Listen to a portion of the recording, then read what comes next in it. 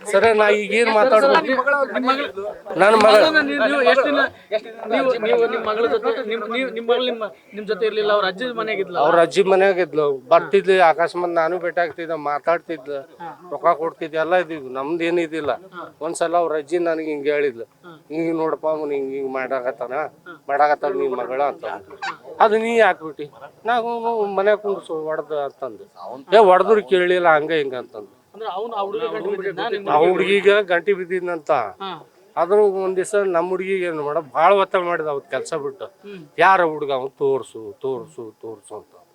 ಅವತ್ತು ನಂದು ಕೆಲಸ ಐತಿ, ಎಲ್ಲೇ ನಮ್ಮ ಗಟಿಗೇರಿ ಹಾಲ್ ಐತಲ್ಲ, ಅಲ್ಲಿ ನಂದು ಕೆಲಸ ಇತ್ತು. ನಾನು ಅವತ್ತು ಹೋಗಿದ್ದೆ.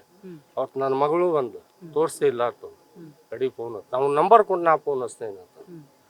ಕಡೆಗೆ ನಂಬರ್ ಕೊಡ್ಲಿಲ್ಲ, ತೋರಿಸ್ತೇನಪ್ಪ ಅಂತ. ಅದ್ ಕಡೆ ಫೋನ್ ಹಚ್ಚಿ ಕರಿ 5 ನಿಮಿಷ ಅಲ್ಲಿ ಹತ್ರ ಮುತ್ರಿ ಕಟ್ಸ್ಯಾರ ಹೊಸಾದು, ಅಲ್ಲಿ ಕರ್ಸಿದ್ದು ಬಂದ. ಅವ್ನು ನಾನು ನೋಡಿದ್ರು ಮುಚ್ಕೊಂಡ ನಾ ಏನು ಮಾಡಿದ್ರು ಬಾ ಎದುರುಗಡೆ ಅಂತಂದು. ನೋಡು ಇದು ಬಿಟ್ಬಿಡಿ, ಸೊಲ್ಲಲ್ಲ, ನಮಗೂ ಯಾರಿಲ್ಲ, ತಂದೆ ತಾಯಿ ಯಾರಿಲ್ಲ, ಇರೋ 4 ಹೆಣ್ಮಕ್ಳು, ನಾವು ಮನೆ ಬಿಟ್ಟು ಹೊರಗಿದ್ವಿ. ಈಗ ನಾಳೆ ಹೆಚ್ಚು ಕಮ್ಮಿ ಏನಾರು ಮಾಡಿ ಇದಲ್ಲ ಬಿಟ್ಬಿಡು, ಆಯ್ತು ಬಿಡ್ತೇನೆ ತಗೋ, ನಾವೇನು ಸೀದಾ ಹೋಗೋದಿಲ್ಲ ಅಂತಂದ.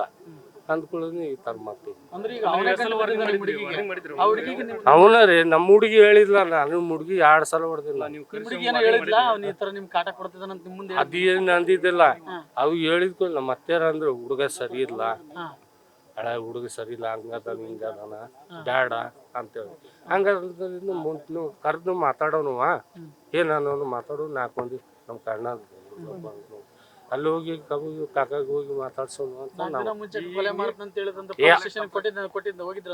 ಯಾರಿಗೆ ಅದೇನು ನನಗೆ ಗೊತ್ತಿಲ್ಲ, ಅವ್ರಿಗೆ ಅದೇನು ಅವ್ರಿಗೆ ಬಿಟ್ಟಿದ್ದು. ಅದ್ರ ಬಗ್ಗೆ ನನಗೇನು ಹೇಳಿದ್ದು, ನಮ್ಮ ಹುಡುಗಿ ಹೇಳಿದ್ದು ಇಷ್ಟು. ನಾನು ಅದು ವಾರ್ನ್ ಮಾಡಿದ್ದೆ, ಅವ್ನಿಗೆ ವಾರ್ನ್ ಮಾಡಿದ್ದೆ, ಬಿಟ್ಟು ಬಿಡ್ರಿ ಅದು. ನಾ ಹೇಳಿದ್ವಿ ಇನ್ಮೇಲೆ ಹಾಕಿದ್ವಿ ಸುಧಾರಿಸ ಬರೀ ಹೋಗ್ಬೇಡ ನೀನು, ಇದ ಲಾಸ್ಟ್. ಅಕಸ್ಮಾತ್ ನಾಳೆ ಏನು ಹೆಚ್ಚು ಕಮ್ಮಿ ಆತ ನಾನು ಬಿಡುದಿಲ್ಲ.